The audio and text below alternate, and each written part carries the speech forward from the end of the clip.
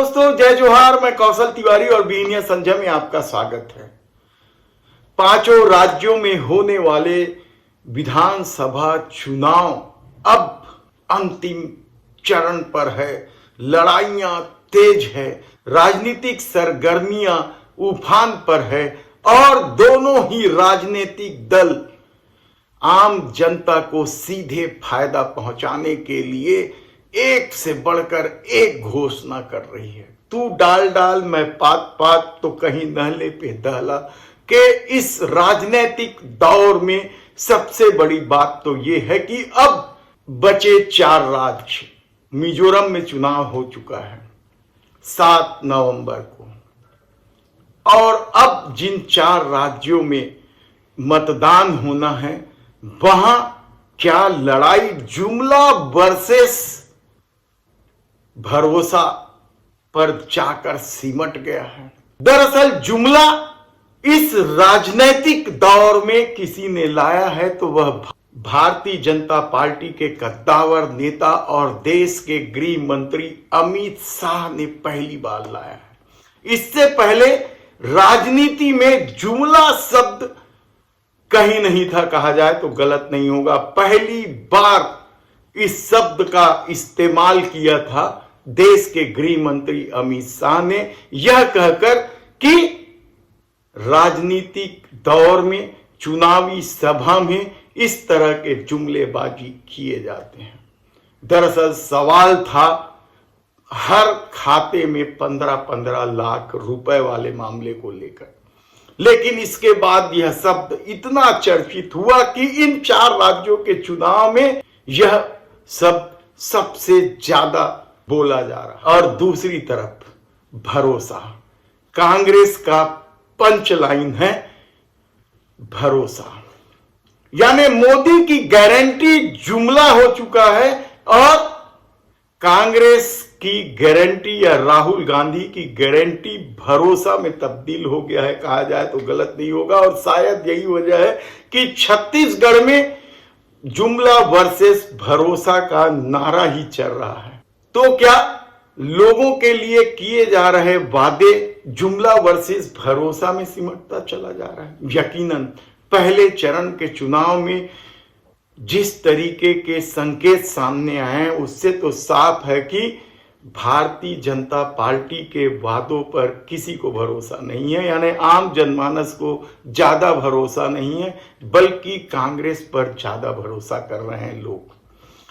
दोनों ही दल किसानों के लिए पिटारा खोल दिया है, दोनों ही दल महिलाओं के लिए वादों की झड़ी लगा दी है, दोनों ही दल युवाओं, बेरोजगारों, सब के लिए पता नहीं क्या क्या वादे करते जा रही है। लेकिन महंगाई और बेरोजगारी के इस दौर में आम आदमी किस कदर परेशान है, क्या वह मोदी सत्ता समझ रही है? इसलिए वह जिसे रेवड़ी कल्चर बताती थी अब गारंटी में तब्दील कर रही है।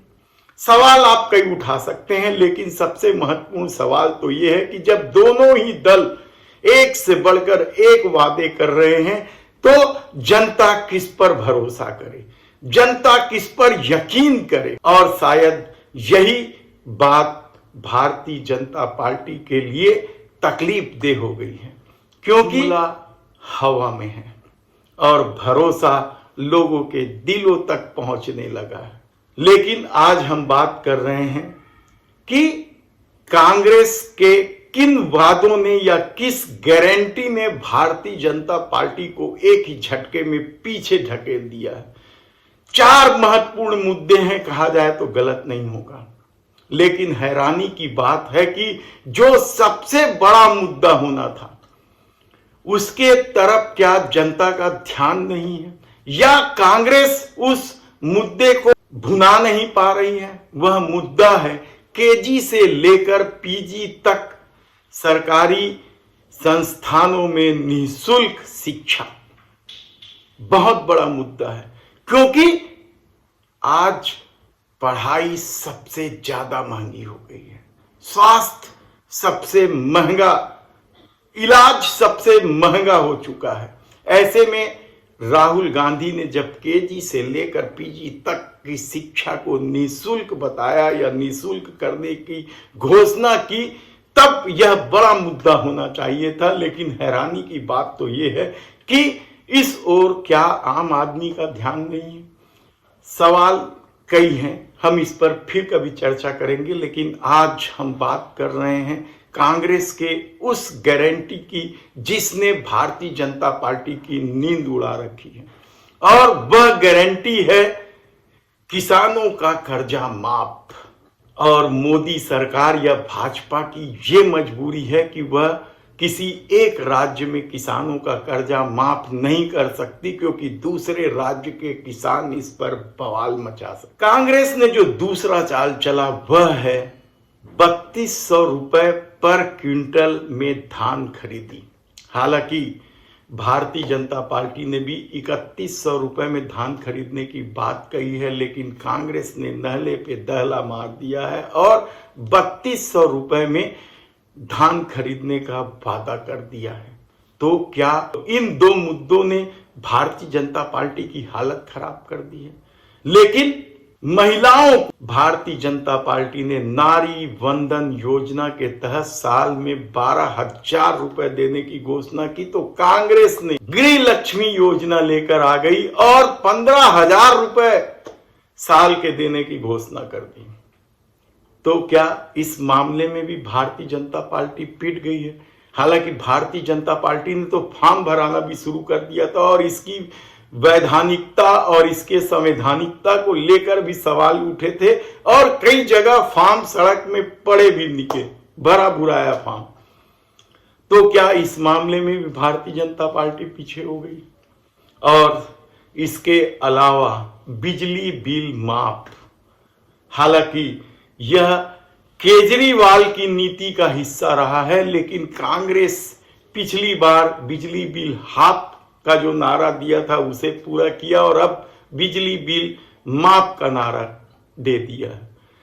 यानी ये चार मुद्दे इतने बड़े हो गए हैं कि भारतीय जनता पार्टी के सामने सत्ता तक पहुंचने का संकट खड़ा हो गया है। तब दूसरे चरण में छत्तीसगढ़ में होने वाले 70 सीटों के परिणाम क्या होंगे आसानी से समझा जा सकता है, क्योंकि गांव गांव घर घर में यही चार मुद्दों की गूंज। और ऐसी परिस्थिति में भारतीय जनता पार्टी क्या एक बार फिर 20-22 सीटों में सिमट कर रह जाएगी? देखना होगा। धन्यवाद।